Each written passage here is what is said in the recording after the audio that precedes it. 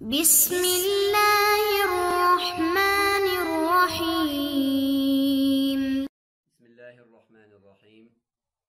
عزیز طلبہ اکرام، امید ہے کہ آپ تمام احباب اللہ تعالیٰ کے فضل و کرم سے خیر و عافیت سے ہوں گے۔ آج ہم فقہ کی ایک عظیم الشان کتاب ہدایہ کو شروع کر رہے ہیں، اور اس کے 4 حصے ہیں، جس میں آج انشاءاللہ ہم حصہ اول کی ابتدا کر رہے ہیں۔ سبق نمبر 1 ہے، اور اس سبق میں ہم صاحب ہدایہ یعنی ہدایہ کے مؤلف اور مصنف کے حالات زندگی جاننے کی کوشش کرتے ہیں کہ آپ کی پیدائش، آپ کی وفات، آپ کا علم دین کا حصول، آپ کے شیوخ اور آپ کے تلامذہ، اس سے متعلق ہم جاننے کی کوشش کرتے ہیں۔ آپ کا پورا نام ابو الحسن علی بن ابی بکر بن عبد الجلیل بن الخلیل بن ابی بکر حبیب ہے، یہ آپ کا پورا نام ہے۔ سلسلہ نسب حضرت ابوبکر صدیق رضی اللہ تعالی عنہ سے جا کر ملتا ہے۔ تاریخ پیدائش آپ کی 8 رجب المرجب 511 ہجری بروز پیر بعد از عصر کو ہوئی ہے، اور 544 عیسوی میں ہجری میں اللہ تعالیٰ نے آپ کو حرمین شریفین کی زیارت سے بھی مشرف فرمایا۔ آپ کا وطن عزیز موراغہ کا ایک قصبہ مرغینان یہ بتایا جاتا ہے، اور دوسرا ایک قول یہ بھی ہے کہ آپ کے ہم وطن بادشاہ بابر نے تزک میں یہ لکھا ہے کہ آپ کا جو گاؤں ہے اس کا نام رشدان ہے، اسی لیے صاحب مفتاح السعادہ نے آپ کے مرغینانی نسبت کے ساتھ رشدانی نسبت کا بھی اضافہ فرمایا ہے۔ تو تحصیل علم ظاہر ہے کہ صاحب ہدایہ نے جو ہے وہ اپنے دور کے ان اساتین امت سے علوم کی تحصیل کی تھی جو ہر فن میں مرجع و خلائق تھے، جن کے اسماء کی ایک طویل فہرست جس کو مشیخہ کہتے ہیں، بقور حافظ عبد القادر قرشی صاحب جواہر مضیہ خود صاحب ہدایہ نے مرتب کی ہے، جس میں اپنے شیوخ اور ان کی مرویات کو جمع کیا ہے۔ چند خاص اساتذہ کے نام یہاں پہ آپ دیکھ سکتے ہیں، اس میں سر فہرست مفتی الثقلین نجم الدین ابو حفص عمر بن محمد بن احمد اسماعیل بن لقمان النصفی ہیں، اور مشیخہ مذکور کو انہی کے ذکر سے شروع کیا ہے، اور ان سے صاحب ہدایہ کی بعض تصانیف ان سے صاحب ہدایہ نے پڑھی ہیں، اور مسندات خصاف کا سماع کیا ہے۔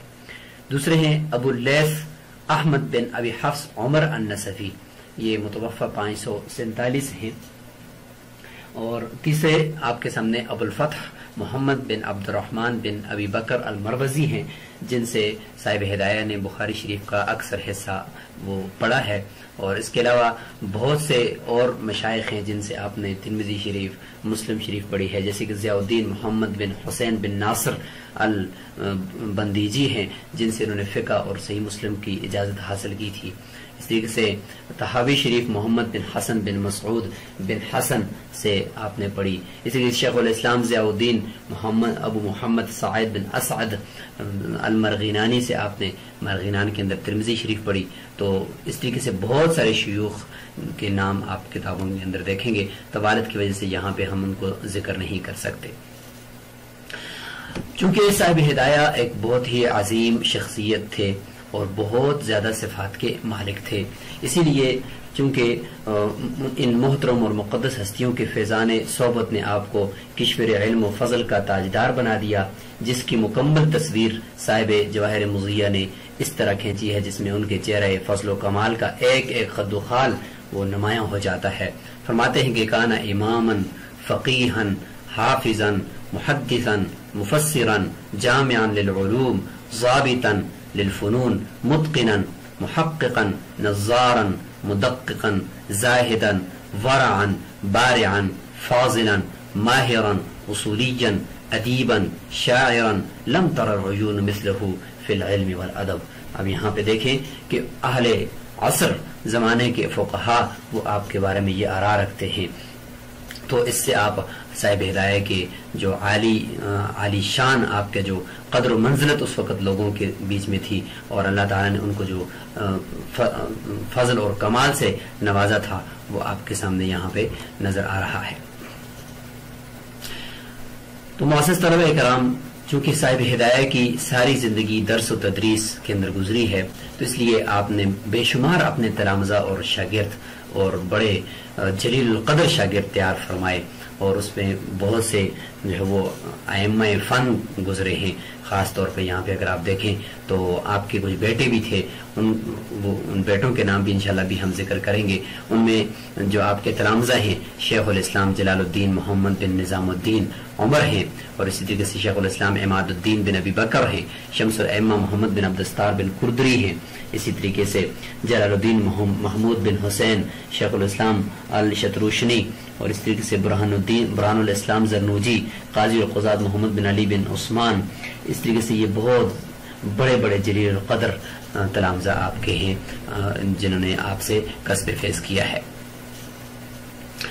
آپ کی جو وفات ہے وہ 14 ذی الحجہ 593 یا دوسرے قول کے مطابق 596 ہجری ہے، اور منگل کی شب کو آپ وفات پائے اور اس دنیا سے رخصت فرما گئے، اور اپنے خالق حقیقی سے جا ملے، اور سمرقند کے قبرستان میں آپ کی تدفین ہوئی. آپ کی جو تصانیف ہیں اور تالیفات ہیں وہ بہت زیادہ ہیں. چند ایک مشہور کے نام یہاں پہ ہم آپ کے سامنے رکھتے ہیں. اس میں سر فہرست ہدایہ ہے جس کو ہم یہاں پہ پڑھ رہے ہیں. انشاءاللہ اگلے سبق کے اندر ہم ہدایہ کا مکمل تعارف، اور اس میں پھر آپ صاحب ہدایہ کے کچھ مزید کمالات اور ان کی تالیف کو دیکھ کر اندازہ لگائیں گے کہ یہ کتنے اہل علم کے اندر سب سے زیادہ فائق اور سب سے عظیم الشان عالم دین تھے اور فقیہ تھے.